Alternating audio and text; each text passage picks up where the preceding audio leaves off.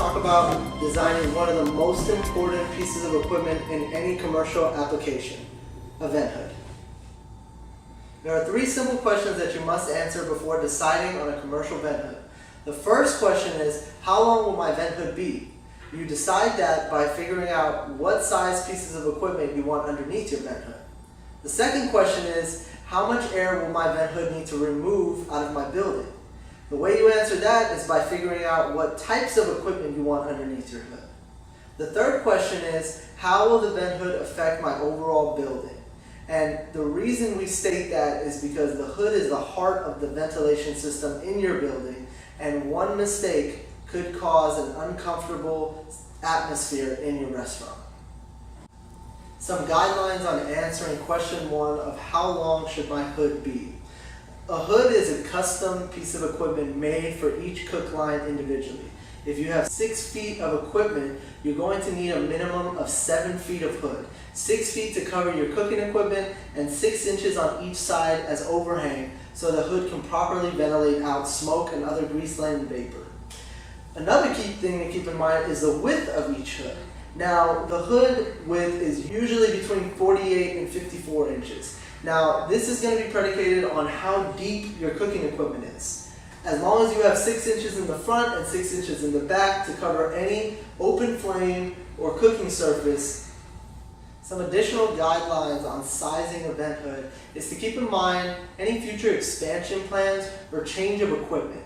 If you have expansion plans where you think you're going to add 2 fryers or 3 fryers in 6 or 7 months after opening of your business, it might be beneficial to think about adding the size of the hood for those fryers in advance, because it is much less expensive and also much less headache to try and do that now than waiting to do it during business when you've already opened and are operating.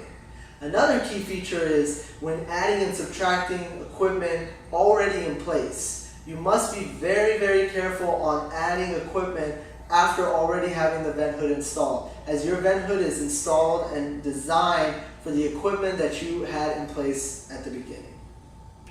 Here are some guidelines on answering question number 2 of how much air does my vent hood need to remove. That is mostly determined by the type of equipment underneath your hood. Cooking equipment has ratings of light duty, medium duty, and heavy duty. These are not ratings for quality of manufacturing, but the amount of heat that is produced off of the equipment. This is important because this determines the size of your ductwork and your fans that will properly remove the grease and smoke out of your building.